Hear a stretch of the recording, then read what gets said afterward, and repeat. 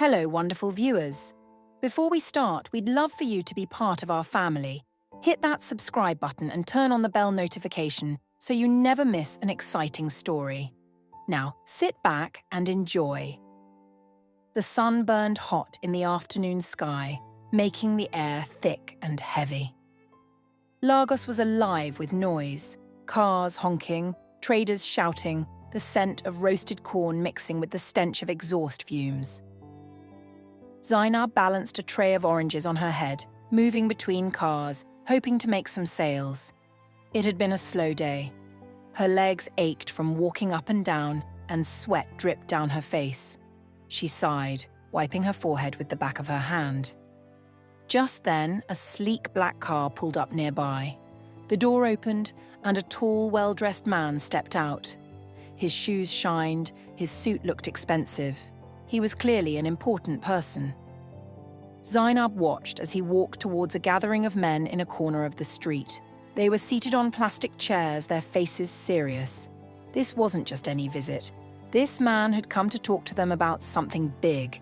Lately, there had been trouble in the area. Arguments, small fights, and rising tension. People whispered about it, saying it could turn into something worse. Maybe this man had come to settle things. But just as he reached them, something happened. He suddenly stopped, his steps unsteady. His hand clutched his chest, his face twisted in pain. And then, right there in the middle of the street, he collapsed. For a moment, everything was still. Then chaos erupted. People rushed towards him, not to help, but to snatch. Hands grabbed at his wrist, pulling off his expensive watch. Someone yanked his phone from his pocket. Another man quickly took his wallet. Then, as if that wasn't enough, a few men jumped into his car, slammed the doors shut, and sped off. Zainab's heart pounded. She stood frozen, watching it all unfold. Within seconds, the crowd scattered, leaving the man lying helpless on the ground. She swallowed hard. Everyone had abandoned him. She glanced at her tray, then at the man. She couldn't just leave him there. With shaking hands, she let go of her tray, oranges rolling in all directions. Then, she ran towards him, dropping to her knees. "Sir! Sir! Wake up!" She shook his shoulder, but there was no response. Her mind raced. She had no phone, no money, no way to get him to a hospital, but she couldn't just walk away. She tried lifting him, but he was too heavy. Tears filled her eyes. "Somebody help me, please!" she cried out. People passed by as if they couldn't see her. Some stopped to stare, whispering among themselves, but no one stepped forward. Her frustration grew. Why is everyone like this? Fine. If no one would help, she'd do it herself. Taking a deep breath, she grabbed the man's arm, pulled it over her small shoulders, and with all the strength she had, she began dragging him towards a shaded area. Her muscles burned, sweat dripped from her face, but she refused to stop. Then she spotted someone. "Auntie Funmi!" she called out. A short, chubby woman stood by a food stall frying plantain and yam. She wiped her hands on her wrapper and turned to see Zainab struggling with the unconscious man. The woman's eyes widened. "Zainab, leave that matter. You want wahala? This one no concern you." Tears burned in Zainab's eyes, but she refused to give up. "Please, Auntie, I can't leave him like this. He needs help." Auntie Funmi sighed heavily, then muttered, "Ah, this girl go put me for trouble." But finally, she stepped forward. Together they lifted the man, half dragging, half carrying him, to the wooden bench beside her stall. Zainab grabbed her scarf and began fanning his face while Auntie Funmi sprinkled water on his forehead. "We should take him to the hospital," Zainab said, glancing at his pale face. "He doesn't look good." Auntie Funmi clicked her tongue. "Hospital? You get money?" Zainab bit her lip. She didn't have a single naira to her name, but she couldn't just sit there and do nothing. Desperation made her search his pockets. Maybe he had an ID, something that could tell them who he was. Her fingers brushed against a small card. She pulled it out and read the name. Her heart skipped a beat. She had seen this name before. Newspapers, billboards, everywhere. Her hands trembled as she stared at the unconscious man. How could someone so powerful be left lying helpless like this, robbed and abandoned? Auntie Funmi leaned over, peering at the card. "Who be that?" Zainab swallowed hard. It says his name is Mr. Tade Williams. Auntie Funmi's eyes widened. You mean that big man? The one with plenty businesses? Zainab nodded. For the first time, real concern flickered in Auntie Funmi's face. This one's serious. Oh. Zainab knelt beside the unconscious man, her heart hammering in her chest. His face was deathly pale, and a thin line of blood trickled from his nose. Fear clutched her stomach. She grabbed his hand. It was cold. Sir, can you hear me? She called, shaking him gently. Nothing. Her hands trembled as she turned to Auntie Funmi, who was watching with an uncertain expression.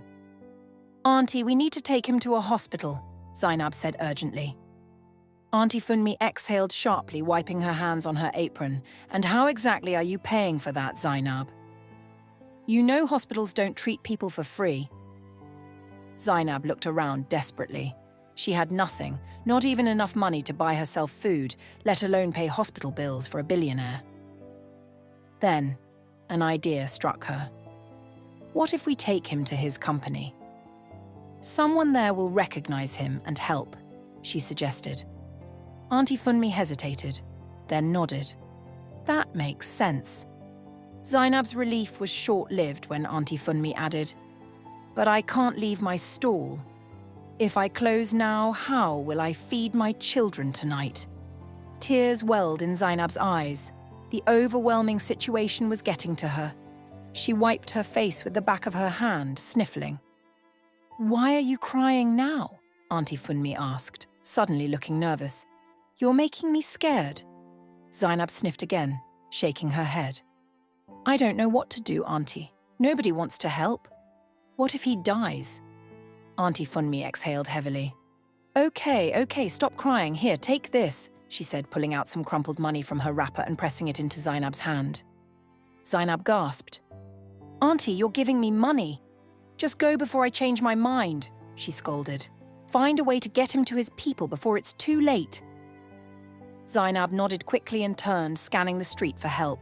She spotted a commercial bike rider a few feet away, leaning against his motorcycle, lazily scrolling on his phone. She rushed up to him. Please, I need help. This man collapsed and I need to take him to his company. The bike rider barely looked up. I don't carry sick people. If something happens on my bike, it's my problem. Please, I'll pay, Zainab pleaded. At that, the man finally glanced over at the unconscious billionaire, and his eyes widened in recognition. Wait, this face. No way. This is Mr. Tade Williams, Zainab quickly nodded. Yes, please help us. The bike rider scratched his chin. Then, just as suddenly, his entire attitude changed. You see, this is a big man. If I am to risk my bike, I need to charge more. Zainab's stomach twisted. How much? 5 times the normal fare, he said, folding his arms. Zainab gasped. That's ridiculous. I don't have that much money. The man shrugged and climbed onto his bike. Then find someone else. She watched in frustration as he sped off, leaving her stranded. Tears of desperation stung her eyes. She turned toward the road and spotted a cab idling nearby. She ran to the driver and knocked on the window. Please, sir, I need to take this man to William's empire, she begged. The driver lowered his window and gave her a suspicious look. What's wrong with him? He collapsed, and I need to get him help. The driver glanced at the man and suddenly paled. He stared at Zainab, his lips parting in shock. Wait, is that... Yes, it's Mr. Tade Williams. Please help. But instead of unlocking the door, the driver quickly shook his head and threw the car into reverse. No, I can't carry a dying billionaire in my car. If something happens, they'll say I did it. And just like that, he sped off, leaving her standing there, helpless. Zainab turned back to the unconscious man. His breathing was even shallower now. She didn't have time to waste. Then another taxi approached. The driver looked a little older, a little kinder. She ran to him, waving her arms frantically. Please, sir, stop. I need your help. The driver slowed down and rolled down his window. What happened? Zainab pointed at the unconscious man. He collapsed. Please, we need to take him to William's empire. The driver glanced at the billionaire and frowned. Wait, this man looks familiar. Zainab swallowed hard. Yes, he's Mr. Tade Williams. The driver's expression shifted to one of deep concern. Are you sure? Yes, sir. Please help. The driver hesitated, his fingers drumming on the steering wheel. What if something happens to him in my car? Nothing will happen, please. The man exhaled sharply, shaking his head. Okay, fine. Put him inside. Relief flooded through Zainab. She rushed back to the billionaire, but he was still too heavy for her to lift alone. Auntie Funmi, who had been watching all along, muttered, "Oh Lord," before stepping forward one last time. Come on, let's move him. Together they managed to drag him into the back seat. Zainab quickly slid in beside him as the taxi driver pulled away from the curb. As they sped off toward Victoria Island, her heart pounded wildly in her chest. She had no idea what was going to happen next. But one thing was certain. Her life was never going to be the same again.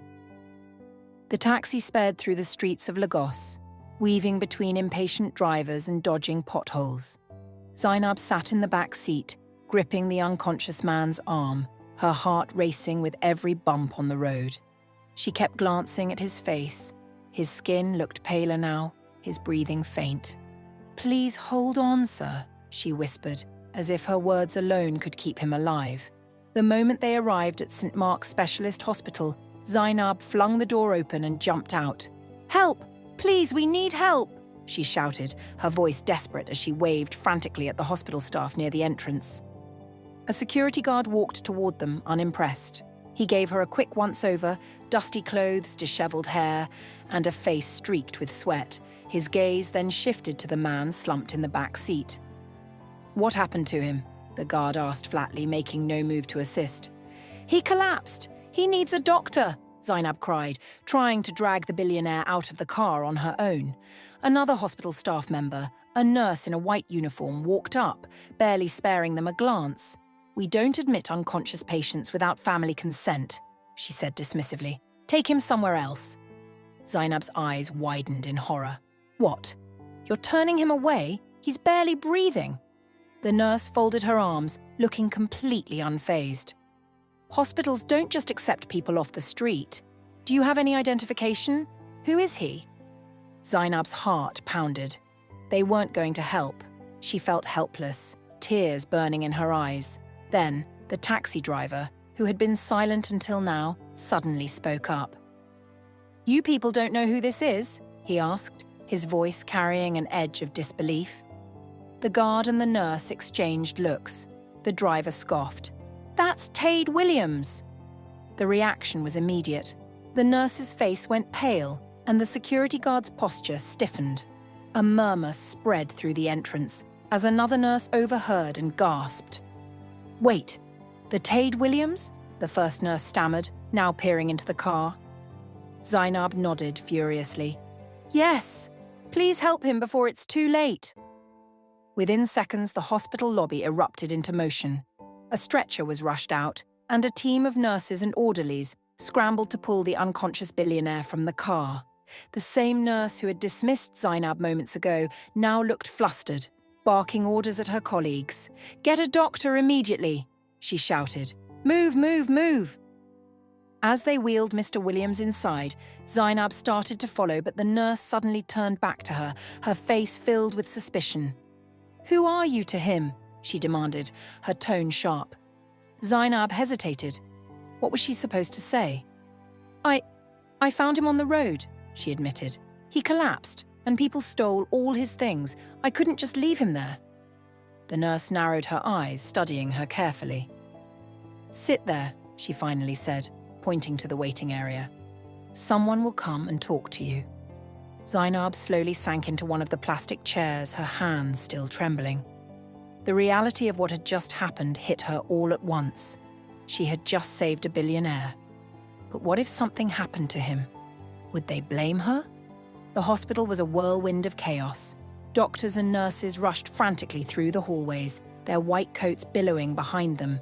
The sounds of urgent voices filled the air, some calling for stretchers, others barking medical instructions.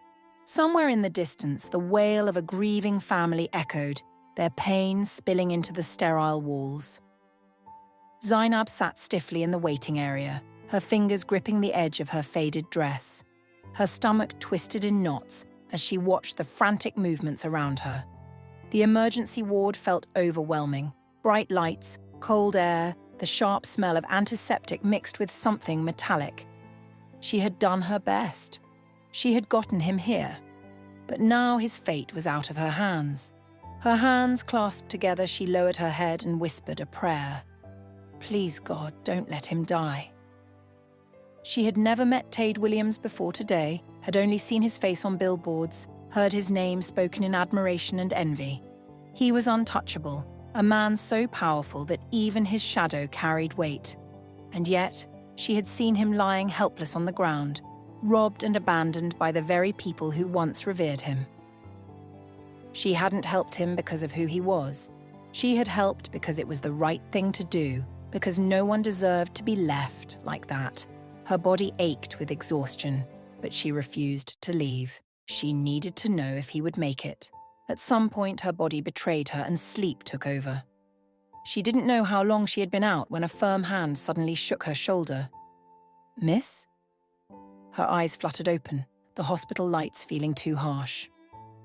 Blinking against the brightness, she looked up to see a tall man standing over her.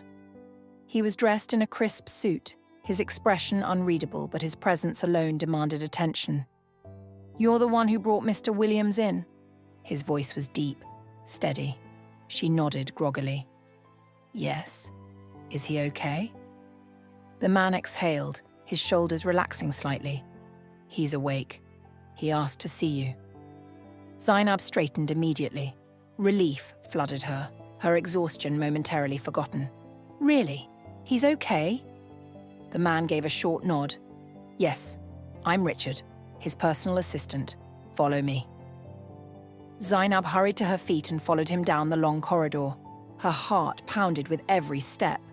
What was she supposed to say to a man like Tade Williams? Would he be angry about what happened? Would he even remember her? They stopped in front of a private hospital room. Richard pushed the door open, stepping aside for her to enter. Zainab hesitated for only a moment before stepping inside. Tade Williams was propped up in bed, an IV in his arm. His face, though still pale, had regained some colour. The exhaustion was still there, but his sharp, calculating eyes met hers the moment she entered. You, his voice was deep but weak. You're the one who helped me. Zainab swallowed hard and nodded. Yes, sir. There was a long pause before he spoke again. Why? She blinked, caught off guard by the question. Because you needed help, she said simply. Tade studied her, his expression unreadable. People don't just help for nothing. What do you want?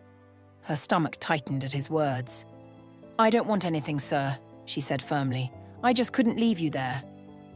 His gaze lingered on her, as if trying to figure her out. Finally, he turned to Richard. Make sure she doesn't leave yet. And get her some food. Zainab's eyes widened. No, sir, I'm fine. I don't need... As if on cue, her stomach let out a loud, embarrassing growl. The silence in the room was deafening.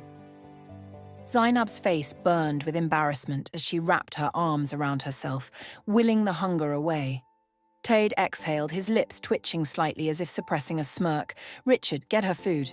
Now. Richard nodded and left the room. Zainab shifted awkwardly, feeling out of place. Tade leaned back against his pillows, still watching her. You didn't do this expecting something in return, did you? She shook her head quickly. No, sir. I helped because it was the right thing to do. His eyes softened slightly, something shifting in his expression. People like you are rare. She lowered her gaze. I just did what I thought was right. Richard returned moments later with a tray of food. Zainab stared at it but hesitated to touch anything. You should eat, Tade said simply. I'm not hungry, she insisted, though the loud growl from earlier had already exposed the truth. Tade raised an eyebrow, amusement flickering across his tired features. I don't believe you. Zainab clenched her jaw. She didn't want to accept anything. She didn't want him to think she had helped him for food or money. Tade Williams was awake now, but his sharp eyes were fixed on her, unreadable. Tell me, Zainab. His voice was calm yet firm. How long have you been selling oranges? She swallowed, shifting slightly in her seat. Since I was 10, sir. His expression darkened, his fingers tightening slightly over the hospital sheet. And your family? He asked. She hesitated, unsure how much to say. But something about the way he looked at her, the way he seemed to be genuinely listening, made it easy to tell the truth. It's just me and my younger sister, Halima, she said softly, lowering her gaze. She's sick. I do what I can to take care of her. Tade didn't respond immediately. For the first time since entering this room, Zainab felt exposed, not because of her worn-out clothes or the fact that she was sitting in a billionaire's hospital room, but because she was revealing a part of herself she rarely spoke about. What's wrong with her? Tade finally asked, his voice quieter this time. Zainab exhaled shakily. She has seizures. Bad ones. Some nights I have to stay up just to make sure she keeps breathing. Sometimes it happens in the middle of the day and I have to drop everything and run home. She swallowed hard. She needs medication. A doctor told me she could have surgery, but she let out a humorless laugh. I can barely afford food, sir. Surgery is just a dream. Silence stretched between them. Tade's jaw clenched, his eyes flickering with something she couldn't quite place. He leaned back against his pillows, exhaling deeply. You helped me when no one else did, he said finally. Now, I want to help you. Zainab's head snapped up. Help me? She frowned. Sir. His gaze held a quiet intensity, as if he had already made up his mind. From this moment on, your life will never be the same. Zainab blinked, unsure if she had heard him correctly. I wasn't expecting anything, sir, she said quickly. I only did what I thought was right. Tade's lips curled slightly, almost like a smile, but there was something deeper in his expression. That's exactly why you deserve this. At his words, Richard, his assistant, stepped forward. Mr. Williams never forgets those who stand by him in difficult times, Richard explained. When you found him, he had nothing. No phone, no wallet, not even his car. And yet, you stayed. That means something. Zainab looked down at her hands, overwhelmed. She had spent her entire life struggling, fighting to keep Halima alive, to put food on their small wooden table. Now, a man she had met only hours ago was offering to change everything. What do you want to do for me? She asked hesitantly. Tade's gaze didn't waver. First, he said, I want to make sure Halima gets the medical care she needs. Zainab froze. Her sister? Her heart pounded painfully in her chest. You would do that? She whispered. I will make sure she gets the best doctors, Tade continued. The best treatment. No more sleepless nights. No more fear that the next seizure will be her last. Zainab's breath caught in her throat. The one thing she had prayed for, the one thing she had spent years fighting for, was now being offered to her just like that. But why? Why are you doing this for me? She asked, her voice barely above a whisper. Tade exhaled, studying her carefully. Because when you had the chance to walk away, you didn't, he said simply. That tells me everything I need to know about the kind of person you are. Zainab lowered her gaze, emotions swirling in her chest. No one had ever spoken about her like this before. People usually looked down on her because of her worn-out clothes, because of the oranges she carried on her head, because of the life she had been forced into. But here was a man with everything, telling her that she was worth something. Richard cleared his throat. Sir, should we begin with what we discussed? Tade nodded. Yes. Then, turning back to Zainab, he said, From today you will no longer sell oranges.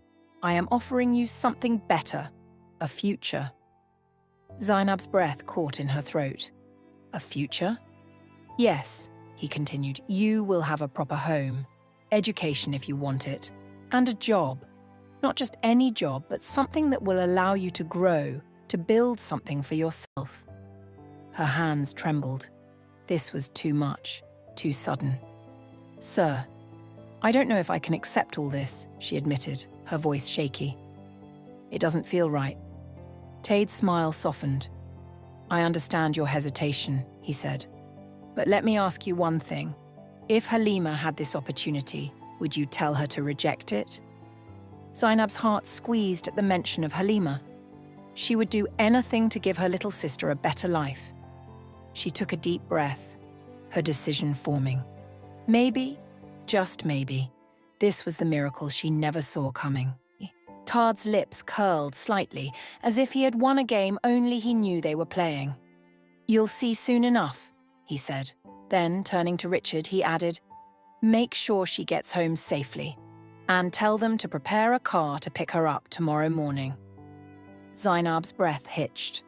Tomorrow morning? She was really leaving this life behind? Richard nodded. "Understood, sir." Tade looked back at Zainab, his expression unreadable. "Get some rest tonight," he said. "You'll need it." Zainab nodded slowly, standing up.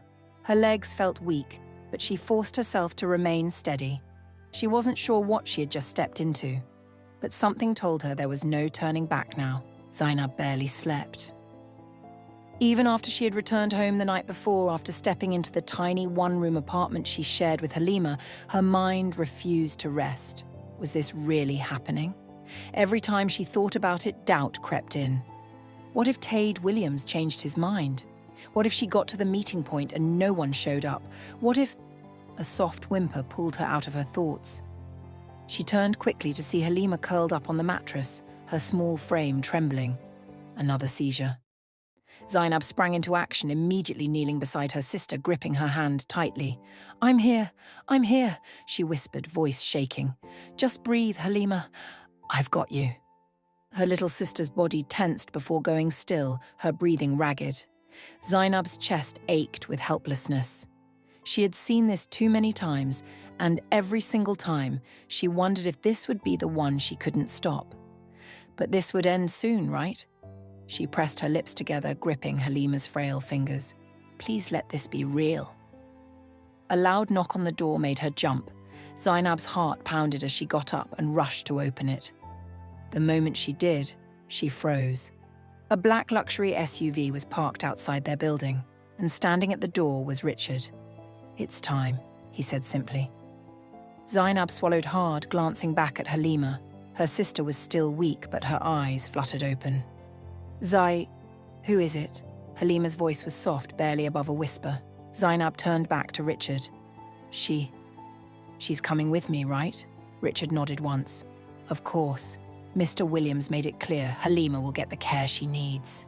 Zainab felt a rush of relief so strong it almost knocked her off balance. This was real. This was actually happening. She quickly grabbed their few belongings, some clothes, a small framed picture of their parents, and a faded blanket Halima never slept without. It was everything they had. Richard stepped forward, offering to help. Zainab hesitated, but finally allowed him to take some of their things. Then, she turned back to Halima, gently helping her up. "Come on, we're leaving," she whispered. Halima's tired eyes widened in confusion. "Leaving?" Zainab smiled for the first time in what felt like forever. "Yes, Halima," she whispered. "We're leaving this life behind."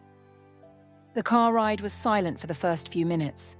Halima lay in Zainab's lap, half asleep, while Richard sat in the front, giving them space. Zainab couldn't stop staring out the window. Everything outside looked different.